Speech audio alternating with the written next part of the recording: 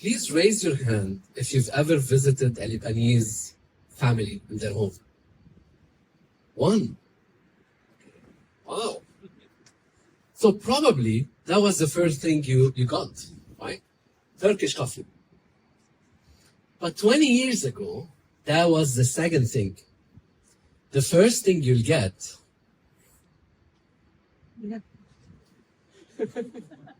a basket full of cigarettes. It's like candy. It's amazing, right? It's crazy. Now, you can guess that our family, all of them, all the members were heavy smokers. And so my mom, she turned 73 years ago, 3 years old, sorry, a couple of days ago. Don't tell her I told you. That's my mom. And the doctor told her, you should stop smoking. By the way, that's the most annoying thing ever. I feel like I have an ice cream in my mouth. I swear. So the doctor told her you should stop smoking. It's not allowed to smoke. It's dangerous for you now. You should stop doing it. And she stopped. You know, she committed to stop smoking. But then I learned that she's sneaking a cigarette or two, right? And so I tried to persuade her. I'm like, I'm gonna put my rational hat on, you know. And I started, Mom, you know, all the, you know, it's terrible to smoke. You know, it's not good for you. Like, son, I'm too old to care about what's good for me. Damn. Oh, wait a minute. How about I persuade her emotionally? Right? That should be the best way. And so I did. I told her, don't you want to, that's my daughter, don't you want to live longer and play with your granddaughter? And she's like, of course. And I'm playing with her already. But a cigarette or two won't kill me, you know? Try to do the same. Is there a favor? You're trying to do that? Yeah, yeah.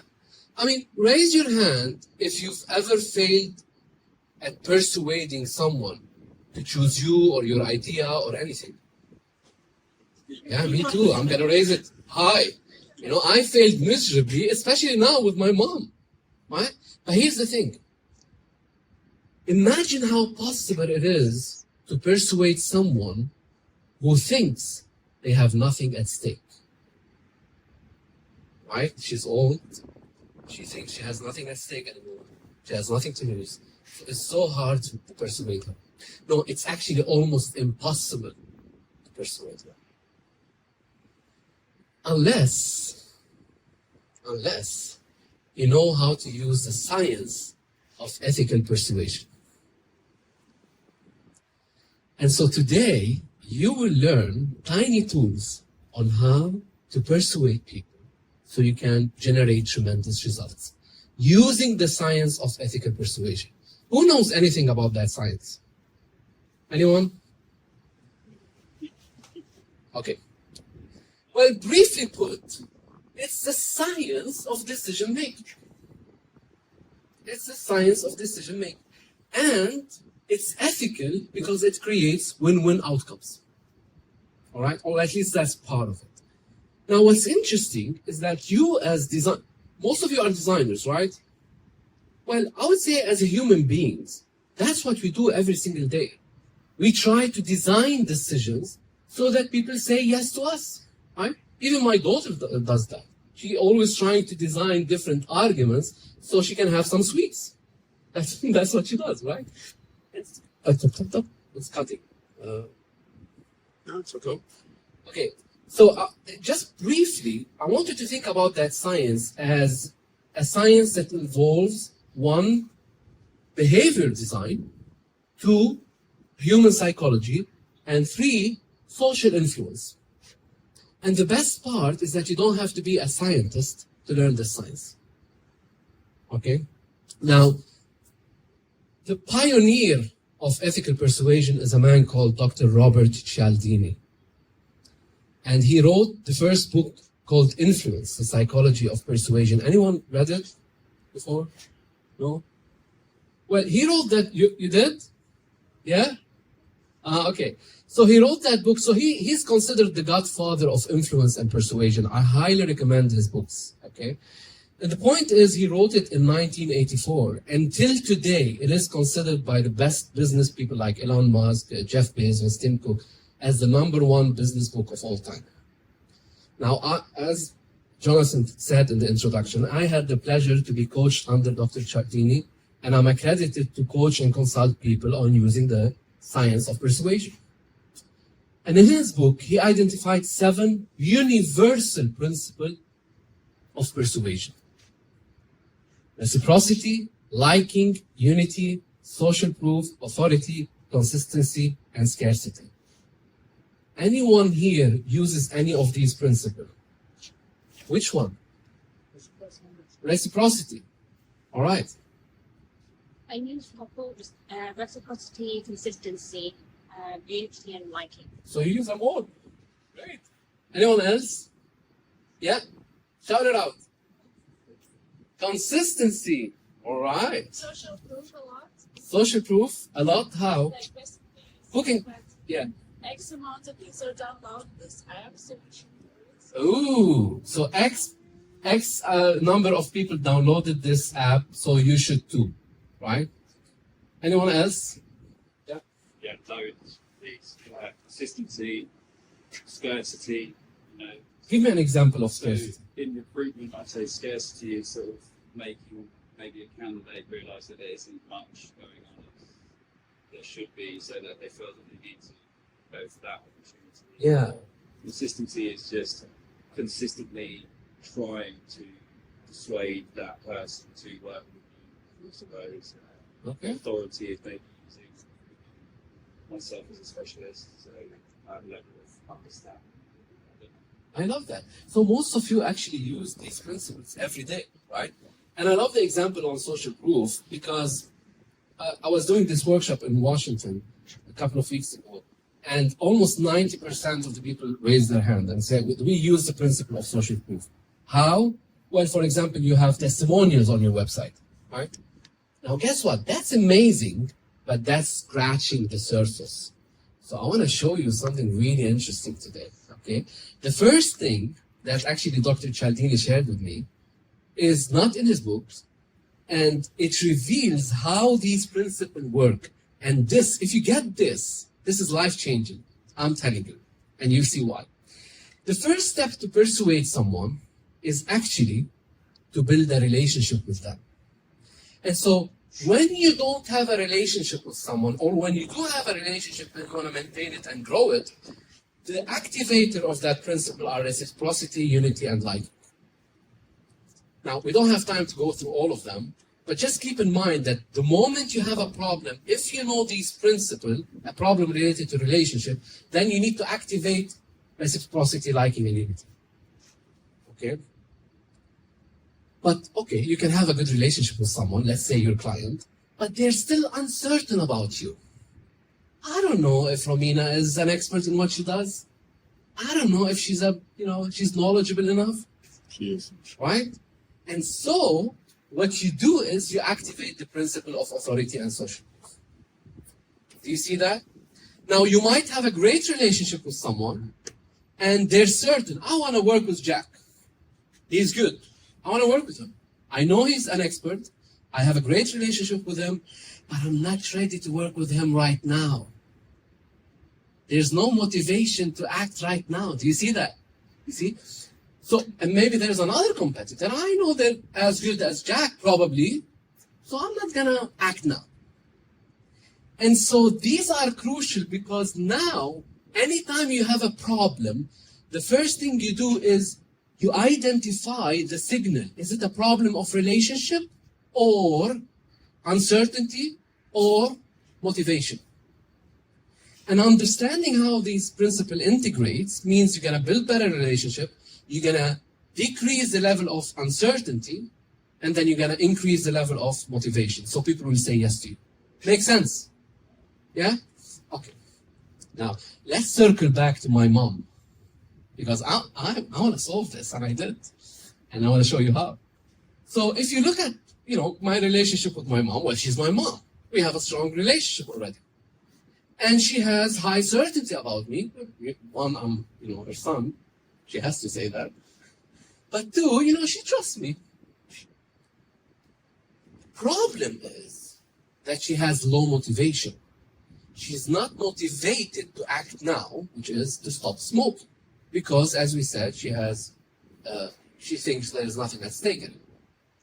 So here's what I did. And here I need you to think with me. I actually showed her this picture.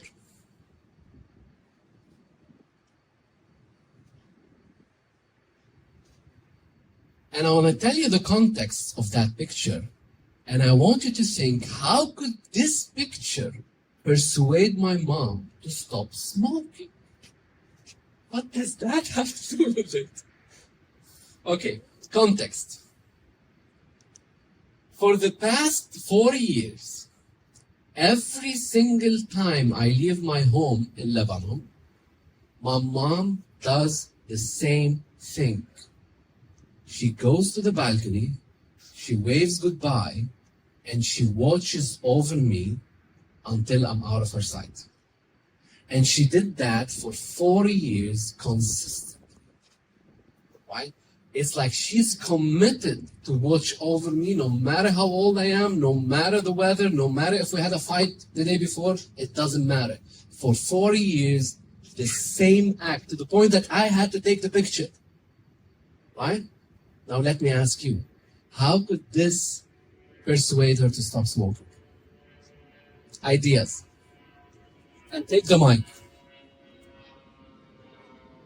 Yeah, so you can hear me. I will just let it check. So you want to check on her? You can say maybe she can check on her too. What? Yeah. I'm just thinking that you could think about other people, because when you're smoking on the balcony, there can be kids standing and they might be inhaling these fumes and it can be harmful to them. So you might say that if you care about the kids and just maybe try to do something good for them. And it also, like, there's some AC, so it might get into the AC and then all buildings will feel this. So it's still from wartime, by the way. This is still typical. I was going to say that she's watching over you, and she won't be able to watch over you if she's no longer here. God forbid, of course. So Brilliant. You are showing her your point of view that she may not see by summarizing it with that picture. Like, she won't. You're trying to say, Mom, you're not going to be on that balcony. I want you there, but you're not going to be on that balcony. Maybe that the penny dropped for her then, and she understood what the message that she didn't understand in any other way. I love it. Anyone else? Yeah. I agree with Jonathan just on that. Because I think the fear of losing that was the motivating factor for her to like find mix. I got it. Fear aversion. Anyone else? Yeah.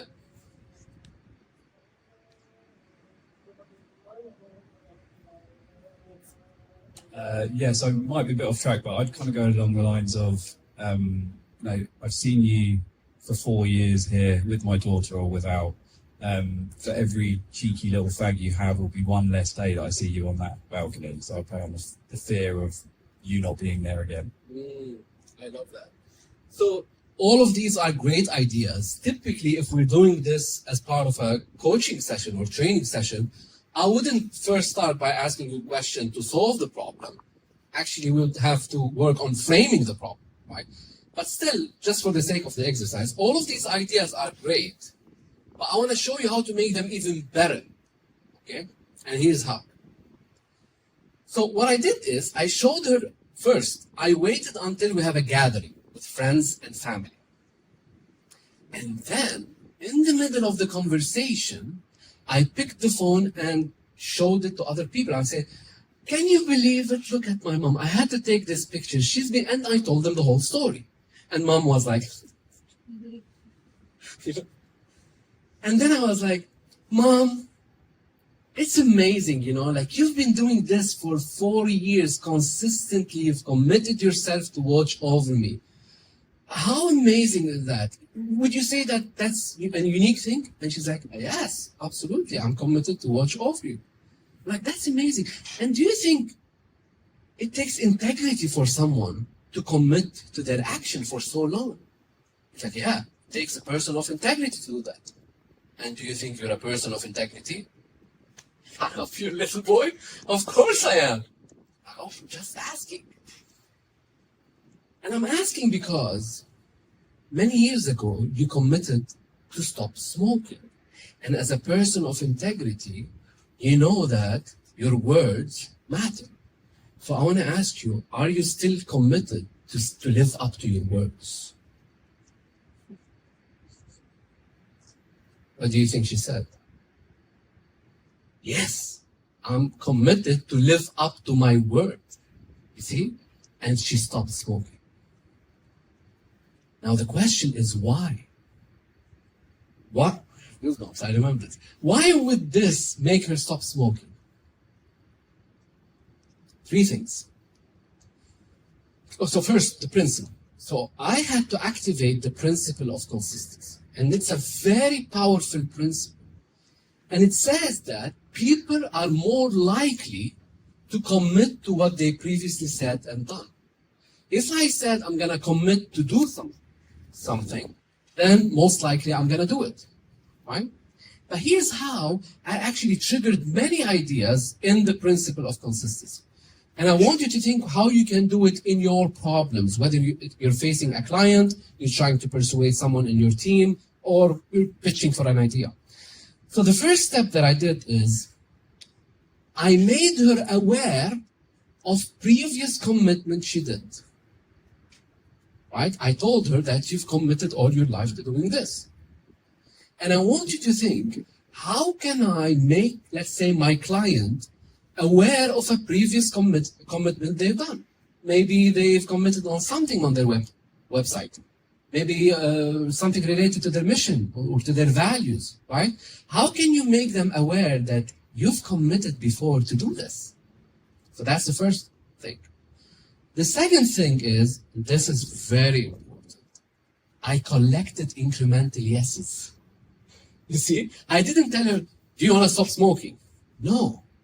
I actually followed a series of questions designed for her to say yes. See? So in the beginning, I told her, will you still be watching over me? And she said, of course, that's what I do. I'm your mom. Right? And then I made her say yes on integrity. It takes a person of integrity to do that. And then I made her say yes on that she has integrity. You see? So I collected many small yeses, many tiny yeses, before presenting the tremendous yes of me stopping smoking.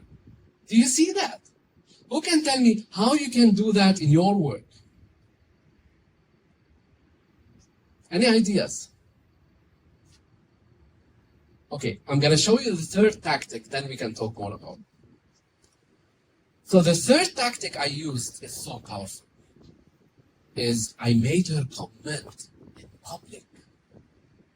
You see, I waited until we have a gathering of friends and family, and I showed them the picture, and I told them the story, and I made her say yes in front of everyone.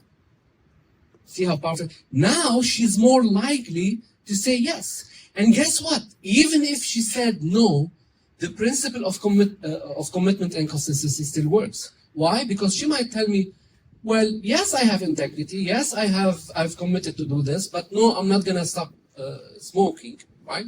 What I did is I made her reach her integrity in front of other people. And she don't want to do that, right? Do you see how this works? So this means that, for example, if you're designing a journey, or if you're talking to your client, one of the things you do usually, okay, here are the pain points. And here's my solution. But instead of sharing the pain point, turn them into questions and collect incremental yeses. Do you face this problem? Yes. Have you ever been there? Yes. Have you ever tried this and failed? Yes. Have you ever done all of these? Yes. Now I've collected incremental yeses, but here's my proposal that will help you solve this. Do you want that result? I've already committed to many yeses. Make sense? Yeah? Okay, and by the way, you see that the last one, the commitment, you see it a lot in apps, sports apps, for example, the Nike Yeah, Nike Run. So you see, the whole app is designed on the principle of consistency and commitment. Why? Because you have to put all your data, you have to measure the miles you're running, the calories you're burning, what have you, you know, and then you have to collect badges, and then you have to share your achievements with other people. So you're more likely to say yes and to commit because other people are involved, because other people are holding you accountable. See that? Now, I have to say something, a small caveat here. This is science, not science fiction. It's not magic, right? So when I say people are more likely, right, people have free will at the end of the day. Some people don't have integrity, they don't care about breaching it. And some people, they don't know if they're breaching their integrity, for example. You see? So people always have the choice to not be affected by these ideas, but as science proved, they're more likely to say yes. Make sense? Do you think it's useful for your work or your challenge? Right? Okay. I want to share with you one more tool. And it's about authority. So it's a very simple concept, and all of these are very simple concepts. If you think about it, if you come to my office and you see on the wall a PhD certificate, the first thing will come to your mind is what? He's a person of authority, right? If you go to the hospital and you see someone wearing a white robe, he's a person of authority. He's a doctor, right? So who can give me an example of how you can show your authority? No matter the level of your authority, how you can show it to other people. Any ideas? Yeah? Perhaps showing your work that you've done previously. Yeah, you show your work. Let me ask you this. When do you show your work? Good question. Either definitely at the end, like you see the outcome, but also the process. So they see the work that's being done behind the outcome. I love that. Okay, hold that thought. Anyone else? Yeah.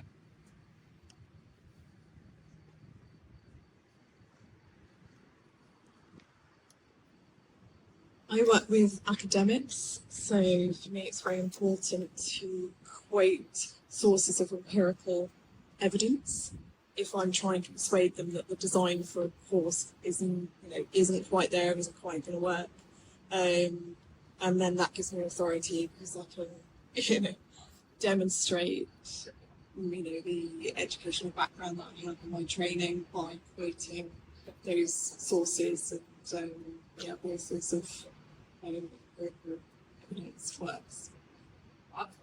Okay, this is a perfect transition for me. I love that example because this is actually called borrowed authority. So sometimes you don't have to be the initiator of the authority. So for example, if you go to my website, the first thing you'll see is this. An endorsement by the godfather of influence, right? And he's talking all these good things about me. Now that is a point of authority, but somehow it's a borrowed authority because I'm not the inventor of the principle or the discoverer of the principles, right? But I studied these principles and I'm an expert in them now. And by the way, here's something interesting. That there's a big difference here between saying or seeing a page full of testimonials and seeing one recommendation from the source of influence. So for you, what does it mean is, for your products, your service, your business, what have you, try to find someone with authority or is an authority related to your subject and ask them for a recommendation if you worked with them. That will immediately boost your authority. See? I want to give you a case study. This is fascinating. They invited, part of behavioral science research, they invited couples and they wired them to try to understand what's happening in their brain when they're talking about their financial situations. So the couples started talking, right? Like, oh yeah, well, what about the mortgage loan? What about the school fees? What about the traveling expenses? What about this? What about that? And in a couple of minutes, here's what happened to their brain.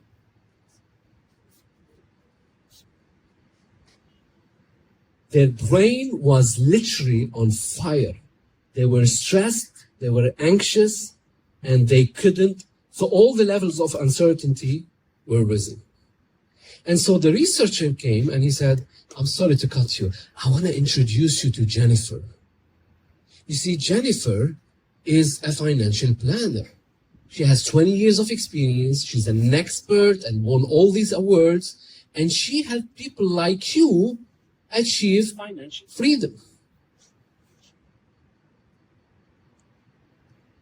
Here's what happened to their brain immediately. Unbelievable. The whole level of their stress relaxed immediately because they were introduced to someone of authority. Now, mind you, Jennifer might be a fraud, right? But it doesn't matter because the initial thought was, here's a person of authority who can solve my problem, right?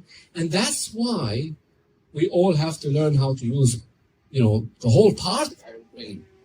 The whole part of our brain. Sorry, is it cutting or it's me? I'm healing it. It's cutting a little. Which means you need to use your rational ability to evaluate if Jennifer is good or not. But that's that's another thing. The principle of authority says the moment you are introduced to someone with authority, you will be influenced. Now imagine I came here and the first 5 minutes I started telling you about myself.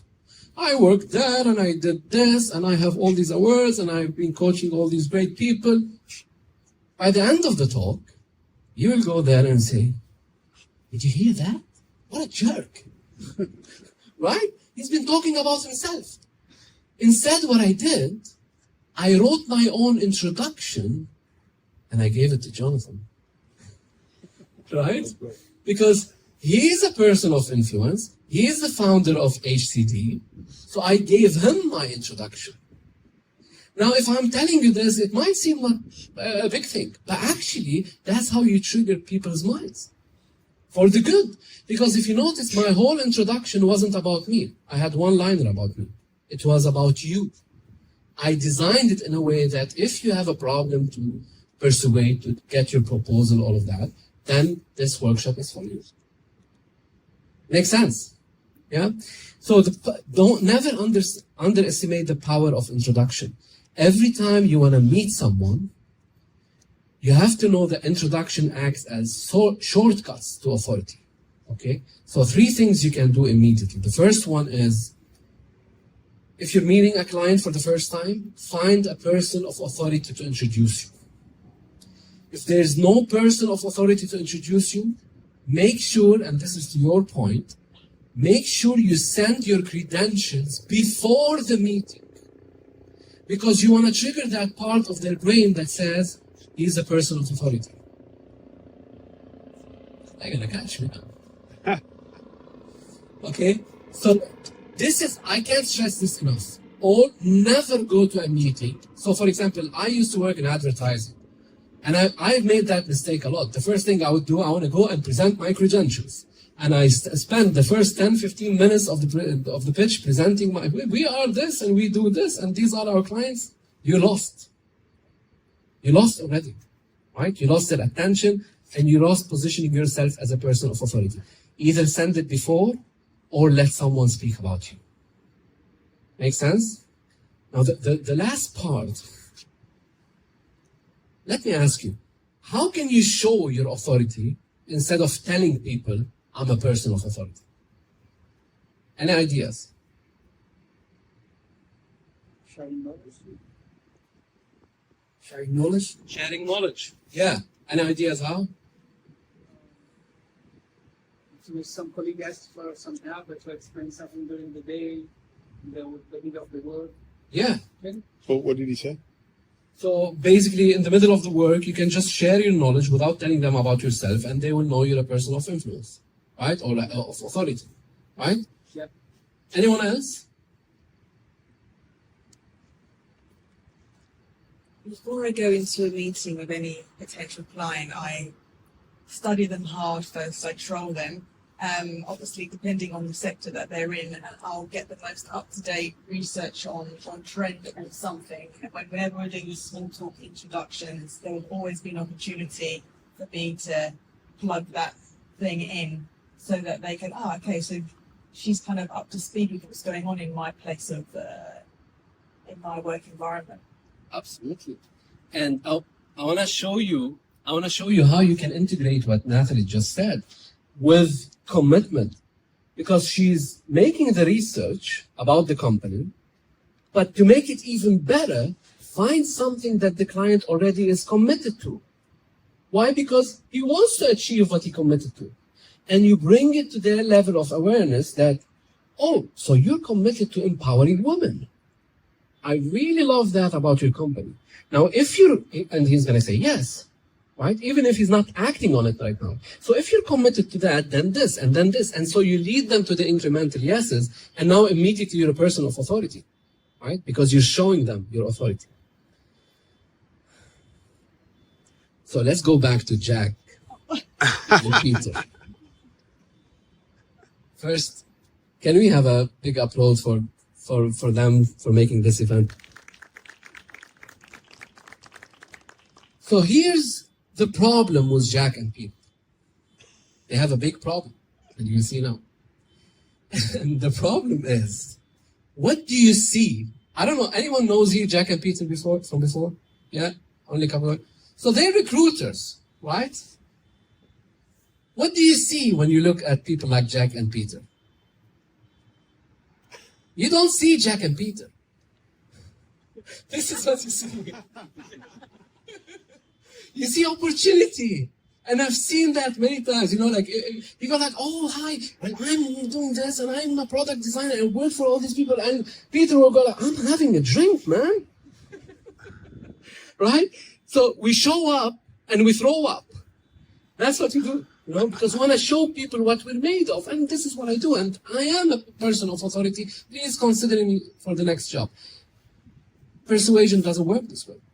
What you have to do is show your authority. And I want to give you one example now on how you can do that. So what I would do, and again, this needs elaboration, but I'll just give you a hint. What I would do is I would speak to Jack and I would listen to him. And I would try to uncover some insights about his life, his work, what is he committed to. So I will let him talk, right? I will never start by talking about, and if he asks me, so what do you do?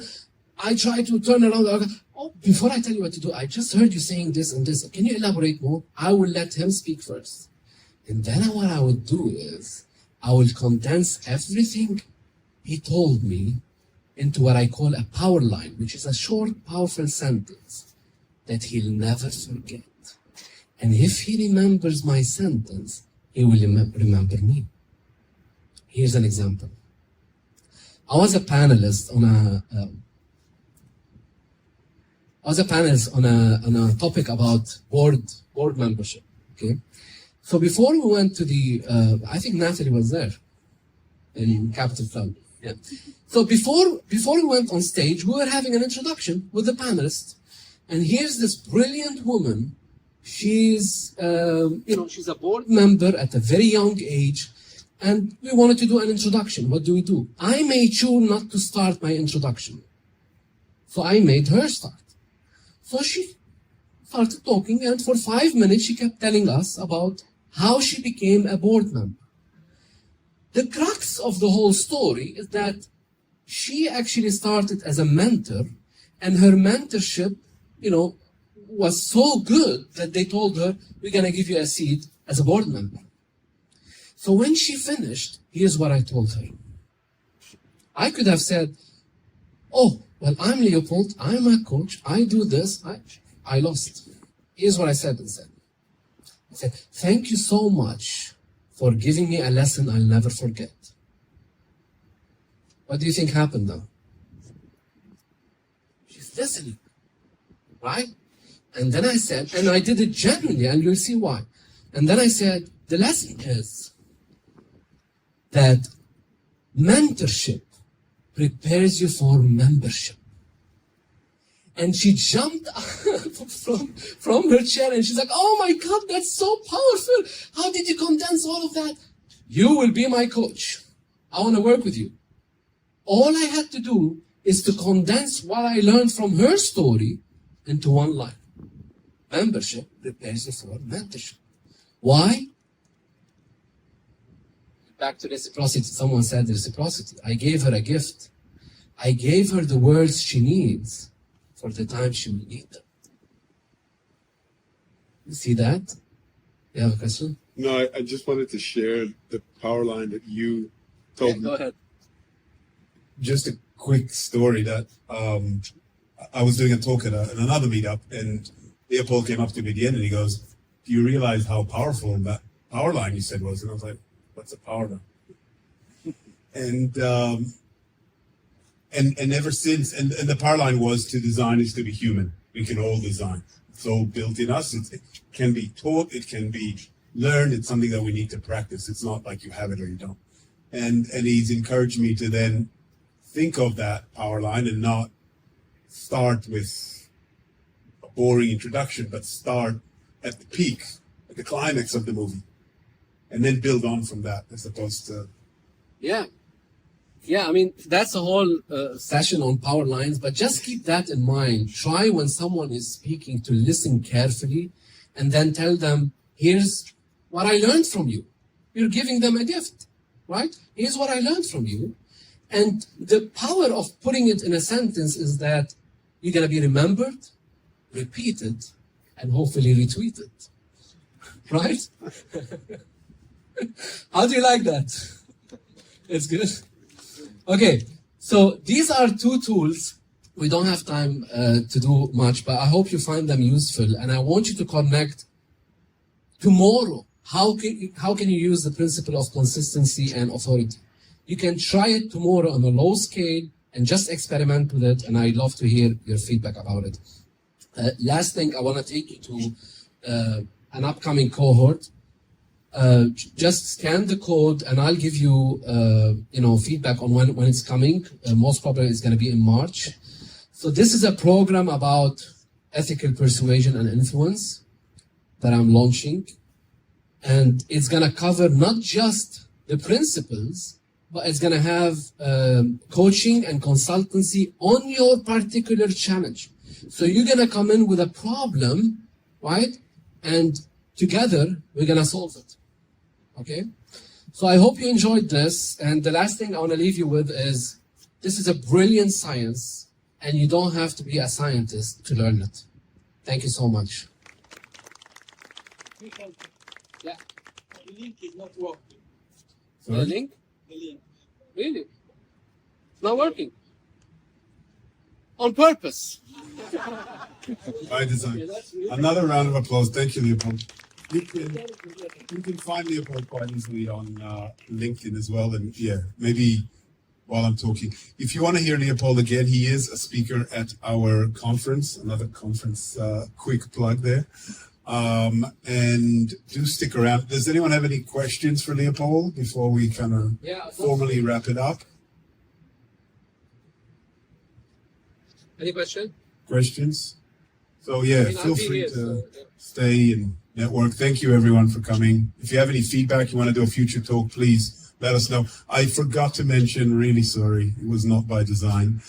Huge round of applause to Romina, who is our Abu Dhabi our Abu Dhabi ambassador, and has done a lot of work behind the scenes, looking for a venue. It's not easy to find a great venue. I think few little hiccups, but we've enjoyed it. It's been a great venue. Thanks everyone for coming. Thank you. Before we wrap up, since this is not working, just go to novelphilosophy.academy. So it's novel, Novel. Let me put it there. You got to turn off the mic if you get close to the thing. So